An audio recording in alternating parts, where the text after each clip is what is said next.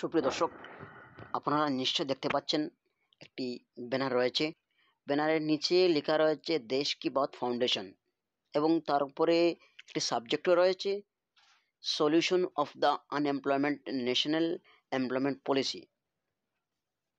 এছাড়া আমাদের বরাক টাইমসের ক্যামেরা লেন্সের সামনে রয়েছেন কয়েকজন ব্যক্তিত্ব।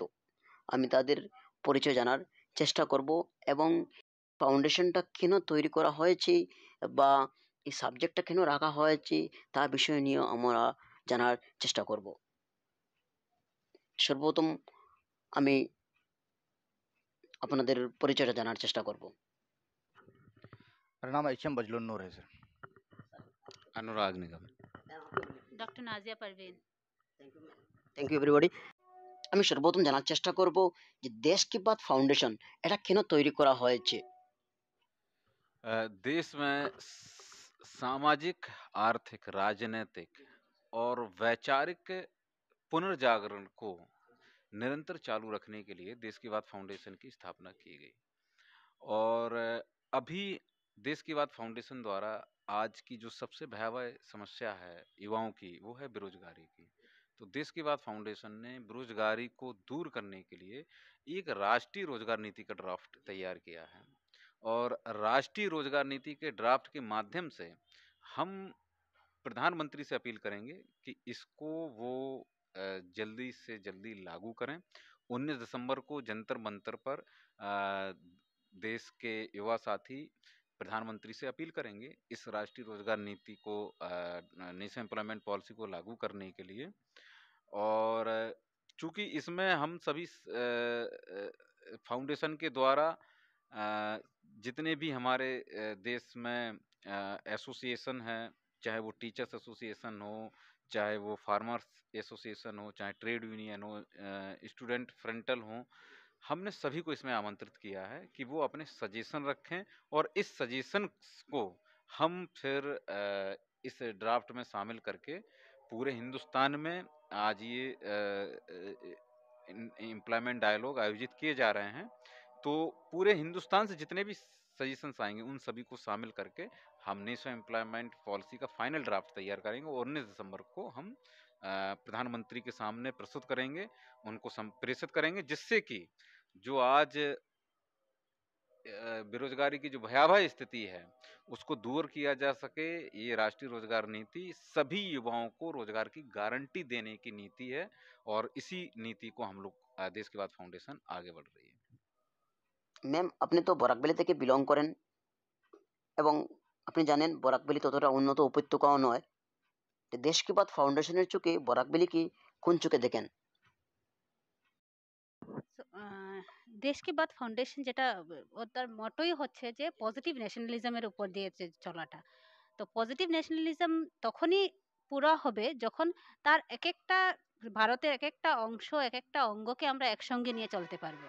তো বরাকভ্যালিকে আমি এইভাবে দেখছি যে বরাকভ্যালি হিসাবে দেখা হচ্ছে না, এখানে দেখা হচ্ছে যে এটা ইন্ডিয়ার, ভারতের একটা সর্বাঙ্গীন অঙ্গ। এটা একটা প্রধান অঙ্গ, যে অঙ্গকে আমাদের দেশ কি বাত ফাউন্ডেশন এতটুকুই মর্যাদা দিচ্ছে যতটুকু দিল্লিকে দিচ্ছে। এখানের মানুষও যতটুকু ইম্পর্টেন্ট, দিল্লির মানুষও ওই রকমই ইম্পর্টেন্ট। আমি যদি মেট্রো সিটিজগুলোর কথা ধরি, যে দেশ কি বাত ফাউন্ডেশনের মাধ্যমে যেরকম মেট্রো সিটিজ ইম্পর্টেন্ট, ওইভাবে আমাদের বরাকভ্যালিটাও ইম্পর্টেন্ট। এখানে এরকম কোনো মানে প্রশ্নই এরকম আমি আজ পর্যন্ত সম্মুখীন হইনি যে বরাকভ্যালি আলাদা বা বরাকভ্যালি অন্য কিছুর মাধ্যমে আমাদেরকে এন্ট্রি দিতে হচ্ছে। তো বরাকভ্যালি তার নিজস্ব একটা ঐতিহ্য আছে, যে ঐতিহ্যটাকে আমরা আমাদের সঙ্গে রেখে আমরা মেইন স্ট্রিম সোসাইটির সঙ্গে, যেহেতু সমাজের একটা আমরা যেটা বিটার ট্রুথ বলে বলি, যে বিটার ট্রুথ হিসাবে অনেক জিনিস আছে যেটা আমাদের অপছন্দ হলেও সত্যি, যে কোনো না কোনো কাজে আমরা পিছনে আছি। তো আমরা বরাকভ্যালি থেকে এভাবেই আমাদের কাজটা চালিয়ে যাব, যাতে আমরা সব দিকে, সর্বাধিক দিকে আমরা গিয়ে এই মেইন স্ট্রিম সোসাইটির সঙ্গে একসঙ্গে জড়িত হতে পারি। আর এখানে আমি আরেকটা কথাও উল্লেখ করব যে আমরা তখনই পাবো যখন আমরা চেষ্টা করব। অন্যরা আমাদেরকে কতটুক দিচ্ছে, কতটুক দেবে, ওইটাতে আশা না রেখে আমরা কতটুক দিচ্ছি, কতটুক করছি, ওইটা আমাদের কাছে যখনই ইম্পর্টেন্ট সিগনিফাইজ হয়ে যাবে যে আমাদের কাজ কি, আমরা দায়িত্ব কি, আমরা এতটুক দিচ্ছি কিনা, আমি কি আমার আমার মানে রিজনকে বাড়ানোর জন্য আমি অতটুক 100% করছি, না আমি শুধু ইন্ডিভিজুয়ালি আমার কথা ভাবছি। যখন আমি আমারকে ছাড়া যখন ভাববো, তখনই আমি হয়তো আমার মনে হয় যে আমরা এই যে প্রশ্নটা বারবার আমাদের কাছে আসে যে আমরা বরাক ভ্যালি হিসাবে পিছিয়ে আছি, দূরে আছি, হয়তো আসাম ভ্যালি থেকেও আমরা দূরে আছি, একটা সব সময় একটা ইয়েতে থাকি, তো ও ডাইলেমা পজিশনে থাকে। তো ওই জিনিসগুলো তখনই আমার মনে হয় শেষ হবে যখন এখানের এক একজন মানুষ যখন তার 100% দেবে, যেটা মানে ইন বড়ডার সেন্স, যেটা মেইন স্ট্রিম সোসাইটিতে আমাদেরকে সাহায্য করবে। মানে বরাক ভ্যালি অনেকটা পিছনে রয়েছে। সম্পূর্ণ ভারতবর্ষের মধ্যে ব্যাকওয়ার্ড প্লেস হচ্ছে আসাম, তার মধ্যে বরাক ভ্যালি হচ্ছে সবচেয়ে ব্যাকওয়ার্ড প্লেস হিসাবে ধরে নেওয়া হয়। এই ব্যাপারে কি বলবেন? আমি একটু কন্ট্রাডিক্ট করব, কারণ আমি বরাকভ্যালিকে যে পিছনে পড়ে গেছে এটাতে আমি টোটালি এগ্রি করি না, আমার ব্যক্তিগত ইয়েটা। কারণ আমরা ঐতিহাসিকভাবে, হিস্টোরিকভাবে, আমাদের কালচারালি আমরা অনেক অনেক অনেক মানে আগে আছি। আমি ফিল করি যে আমাদের একটাই আমাদের যেটা, আমরা যারা মানুষ এখানে যারা আমরা বসবাস করি, আমরা আমাদের 100% দিচ্ছি না, যেটার কারণে আমরা পিছিয়ে আছি। যখনই আমরা এক একজন মানুষ আমাদের নিজের মধ্যে যে নেগেটিভিটিটা আছে, ওইটাকে যখনই আমরা সরিয়ে পজিটিভ দিকে যেতে পারবো, তখনই আমার মনে হয় এই আপনার যে কোয়েশ্চেনটা বলছেন যে পিছিয়ে থাকাটা, হয়তো আর কোয়েশ্চেন আসবে না ওইরকম হয়তো। তো আমি ভাবি যে আমরা পিছিয়ে না, আমরা জাস্ট আমাদের কর্মটা 100% করছি না। আমার চিন্তাধারা অন্য হতেই পারে। इसमें एक बात मुझे ऐड करनी है। हाँ, देश की बात फाउंडेशन सकारात्मक राष्ट्रवाद, पॉजिटिव नेशनलिज्म को आधार बनाकर उसके आइडियोलॉजी पर सामाजिक, आर्थिक, राजनीतिक और वैचारिक पुनर्जागरण की ओर बढ़ रहा है। सकारात्मक राष्ट्रवाद का मानना है कि देश की बात फाउंडेशन के द्वारा जो रोजगार का मुद्दा उठाया गया है, जो बेरोजगारी का मुद्दा है, केवल आर्थिक मसला नहीं है, इसका संबंध राष्ट्र के निर्माण से है। क्योंकि जब हम सभी की भागीदारी सुनिश्चित करेंगे, युवाओं की भागीदारी सुनिश्चित करेंगे, तभी एक राष्ट्र का निर्माण होगा। और राष्ट्र के सशक्त, मजबूत और विकसित राष्ट्र के लिए जो अंतिम पंक्ति में भी जो युवा साथी खड़ा है, जिसके पास कोई भी संसाधन नहीं है, उसको हमें ऐसी व्यवस्था करनी पड़ेगी कि हम जब तक उसको राष्ट्र की मुख्य धारा से नहीं जोड़ेंगे, तब तक हम एक विकसित और मजबूत राष्ट्र के निर्माण का सपना नहीं देख सकते। शुक्रिया। স্যার, আপনি তো বরাক ভ্যালি থেকে বিলং করছেন, তো এছাড়াও আপনি একজন শিক্ষাবিদ। শিক্ষাবিদ হিসাবে আমাদের বরাক ভ্যালিকে আপনি কোন চোখে দেখেন স্যার? मेरे दोस्त नाजिया परवीन जी ने कहा कि अगर हम भारत को देखते हैं जी, तो भारत का एक अभिन्न अंग है जो बराक वैली है। और गवर्नमेंट ने इस बार नई एजुकेशन पॉलिसी लाई है। तो अगर सेंट्रल गवर्नमेंट ने एजुकेशन पॉलिसी लाई है तो फिर ना बराक वैली के लिए, ना है असम के लिए है, ना इंडिया के लिए, सारे पूरे भारत के लिए है। तो उसके लिए जो सिस्टम है, उस सिस्टम को हम और आप को मान के चलना पड़ेगा। और जिस तरीके से हमारी एजुकेशन व्यवस्था है आज, सबसे बड़ी बात यह है कि हम किताब को अलमारी में सजावट मतलब अलंकार के तौर में देख रहे हैं। बच्चों को किताब पढ़ने की जो हैबिट्स हैं वो नहीं है। जब तक हम बच्चों को, जो स्टूडेंट्स है, उनको जब तक हम किताब की कीड़ा नहीं बनाएंगे, आज मोबाइल के माध्यम से जितने एजुकेशन देने की बात बात हो रही है, हालांकि ये सिस्टम एक कोरोना की वजह से हो रही है, लेकिन कल एक जवाहर नवोदय विद्यालय के प्रिंसिपल सर से मुलाकात हुई थी, तो उन्होंने कहा कि ऑक्सीटॉक्सिन और एक हार्मोन निकलती है अपने शरीर से, जिससे हमें मोबाइल की ओर आकर्षित करती है, और जिससे हम किताबी जो एजुकेशन है, किताबी जो नॉलेज है, उसे हम दूर होते जाते हैं। तो हमें बच्चों को इस तरीके से आगे लेके जाने की जरूरत है, जो किताब को पढ़े, जो शॉर्टकट कोई रास्ता नहीं है, चाहे दिल्ली की हो, या चाहे उत्तर प्रदेश की हो, चाहे आसाम की हो, हमें किताब को तवज्जो देनी पड़ेगी। अलमारी से निकल के लाइब्रेरी पे अपने आप को जाना पड़ेगा, अलमारी से उस किताब को निकाल के अपने टेबल पे रखना पड़ेगा, उस किताब को पढ़ने के लिए अपना समय देना पड़ेगा, तभी हम चीजों को गहरी तौर पे जानेंगे और जब गहरी तौर से हम इसको जानेंगे तभी हम इसको अपने प्रयोग पे ला सकते हैं, चाहे किसी कॉम्पिटिटिव एग्जाम के माध्यम से हो या कहीं किसी जगह पे हम एग्जाम्पल के तौर पे हम दे सकते हैं। तो हमें सबको किताब की कीड़ा होने की जरूरत है, आज के तारीख पे जो नहीं है। दूसरा है कि यहाँ का जो एक वातावरण है, जो स्कूल की जो एजुकेशन व्यवस्था है उसे छोड़कर हम ट्यूशन व्यवस्था को ज्यादा महत्व देते हैं। सबसे बड़ी प्रॉब्लम यह है, अगर ट्यूशन व्यवस्था इतनी अहमियत होती तो सरकार एक एक सब्जेक्ट में एक एक टीचर इनपुट नहीं करता, एक टीचर को रखता, एक कॉलेज में एक ही टीचर है जो सारे सब्जेक्ट को पढ़ाएंगे। आज के तारीख पे आप घर घर जाएंगे तो देखेंगे कि ट्यूशन व्यवस्था है। हालांकि ट्यूशन व्यवस्था को पॉजिटिवली अगर हम देखेंगे तो ये हो सकता है कि किसी बच्चे ने क्लासरूम में नहीं समझा तो इसको ट्यूशन में उसको समझ में आती है। लेकिन आज के तारीख में जिस तरीके से ट्यूशन व्यवस्था को देखा जा रहा है, उससे जो हमारे स्कूल की एजुकेशन व्यवस्था है उसके ऊपर देखा जा रहा है। बच्चे स्कूल के क्लास छोड़कर ट्यूशन में जा रहे हैं। बच्चे सब्जेक्ट इसलिए चूज कर रहे हैं क्योंकि हमें ट्यूशन में ये सब्जेक्ट पढ़ाया जा रहा है। हमारा मकसद कहाँ है, हमें आईएएस बनना है या हमें इसमें प्रोफेसर बनना है या डॉक्टर बनना है या इंजीनियर बनना है या किसी और फील्ड में जाना है, मुझे वो पता नहीं है। मुझे ट्यूशन में जो सब्जेक्ट मिल रही है उस सब्जेक्ट को मुझे चूज करना है और उस सब्जेक्ट में मुझे पढ़ना है। अगर सचिन तेंदुलकर अगर किसी और फील्ड पे चले जाते तो हमें भारत में गॉड ऑफ क्रिकेट नहीं मिलती।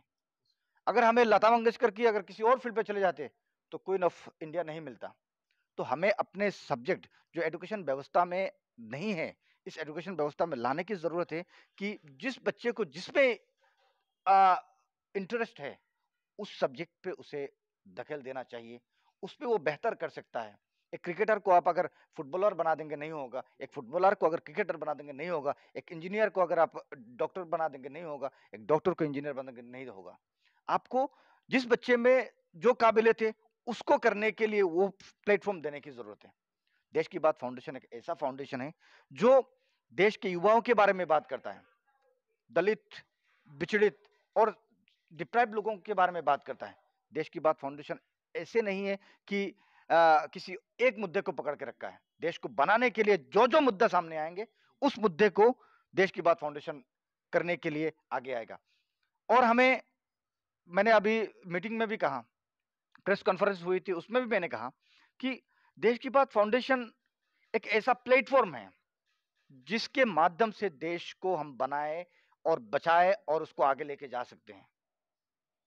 हम और आपको, हर एक इंसान को देश के नागरिक होने पे फर्क होना चाहिए, मगर फख्र होना चाहिए। और फख्र इसलिए होना चाहिए कि हम भारतीय हैं, और भारतीय तब हम महसूस कर पाएंगे जब भारत के प्रति, भारत माँ के प्रति हमारे प्रेम होगा। हमें और आपको सबको, सभी दर्शकों को मैं रिक्वेस्ट करना चाहूंगा कि देश के बारे में सोचिए। देश ने आपको सब कुछ दिया है, देश ने आपको हवा दी है, एजुकेशन व्यवस्था दी है, सोशल सिस्टम दिए है, सब कुछ दिया है। हमने कुछ नहीं दिया है, हमें देने की जरूरत है। जब हम और आप मिलके देश को देने के लिए जुझारू तौर से लग जाएंगे तो देश, भारत जो सोने की चिड़िया कहा जाता था, उस सोने की चिड़िया बनने में समय नहीं लगेगी। और रोम एक दिन में बना नहीं है और भारत एक दिन भी बनेगा नहीं। हम और आपको हर वक्त निरंतर प्रयास करने की जरूरत है, चाहे कृषक हो, जो टीचर हो, हर एक सेक्टर में जो भी इंसान जहां पे भी है, भारतीय हैं, उनको उस जगह पे होके अपने काम को करने की जरूरत है। तभी हम एक बेहतर इंडिया बना सकते हैं। भारत को हम माँ का दरवाजा दे दिया है, लेकिन हम माँ को उस नजरिए से देख नहीं पा रहे हैं। उस नजरिए से देखने की जरूरत है, तभी हम भारतीय होने पे गर्व होगा। और करने की जरूरत है, हम अगर नहीं करेंगे, हमसे भारत बनी है, हमें करने की जरूरत है। कोई और नहीं आएगा, रोम से नहीं आएगा, रशिया से, अमेरिका, लंदन से नहीं आएगा, हमें करना पड़ेगा। हमें भारत को बनाने की जरूरत है।